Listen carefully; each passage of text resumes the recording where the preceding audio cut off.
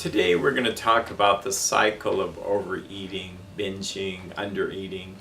And wherever this cycle starts, who can know? But we'll start just for practical places. At the top here, we begin with the overeating part. With that comes an unfortunate, we actually have a relief. We feel immediate gratification that everything's fine. Put this in quotes because it doesn't last long. I had a friend who said, I was talking about opiates hitting, that chocolate hits the opiate receptor sites. She says, yeah, for a couple of seconds. And that's true, because if it lasted a long time, we'd be satisfied with one piece of chocolate. But unfortunately, it creates a cycle. The relief is met soon by guilt. Guilt is about behavior. And it says, why did I eat that? Why did I do that to myself? It's feeling very guilty about behavior. Shame is bigger. It's about being. It's about, I really am overweight. I feel like a loser. There's something wrong with me. People wouldn't like me if they knew this about me. And so this tendency to hide and to feel really bad. Says, how could I have done this? Shame says, how could I have done this? This leads to a depression. We don't really think we're depressed, but we kind of get depressed. And there's a few core beliefs we have. One is, I'm unlovable.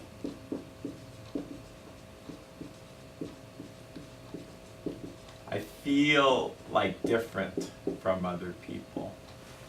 If people knew me, if they knew everything about me, they would reject me.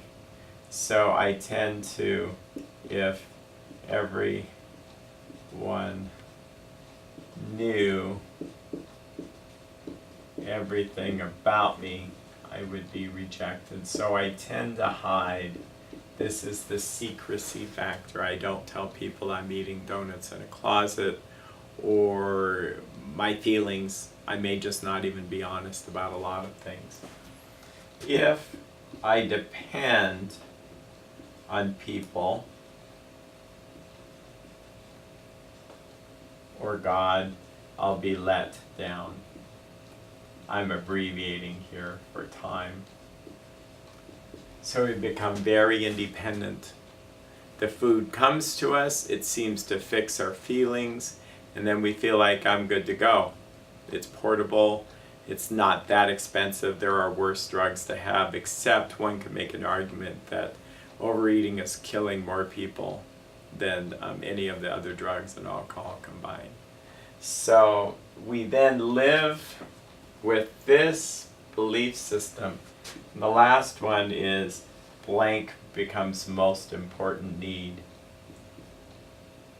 So we start to ask ourselves, what are we going to eat? We may have just eaten, but eating or food, we become obsessed with it. The word addiction means to the dictator, ad dictum. And so we start to rearrange everything around food. We go from feeling good to not feeling good, to feeling good to not feeling good. We may actually be good for a while and not overeat. And we go through this thing because we beat ourselves up. But then something happens. So these beliefs kind of fuel the depression. But we start to get anxious. We start to not feel right. We get nervous. Something triggers us. There's external triggers or internal triggers. External triggers would be a meal time. After work, I want to go satiate myself with something fun. Maybe I'll go buy myself a treat. External triggers are seeing the fast food place. It's going to make you hungry, or watching a TV show, or evening, so it could be a time.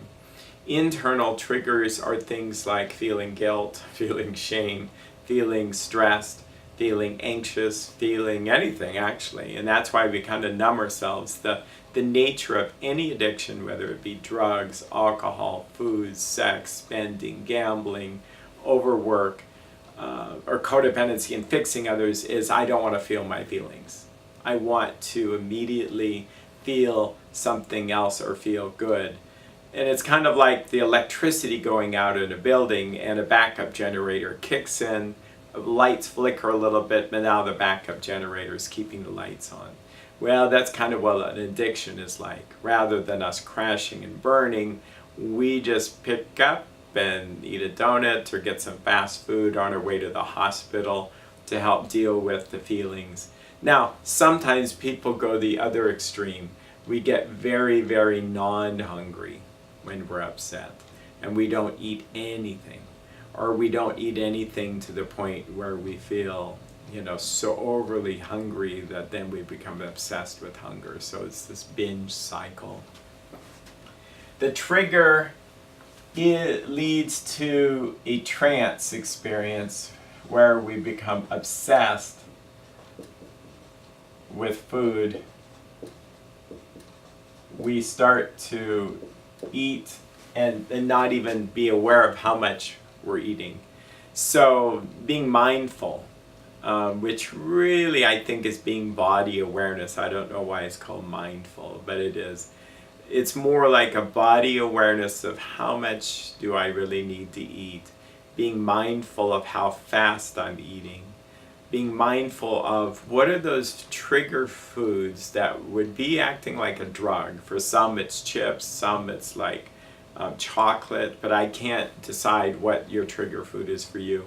But it's something that makes you overeat anything. And it's true, carrots are not a trigger food for me. I could eat too many of them, but it won't make me overeat anything. But there are some foods, usually with a lot of sugar, usually with salt, that would trigger me to just be hungry and go to the next food, then the next food, the next food, and the next food. So there you have it. That's the cycle of overeating. What we do is try to help break all these pieces up. We just don't try to a lot of people focus on trying to just stop here. That would be a mistake. We start dealing with this. We start dealing with these issues. We stop making vows to ourselves.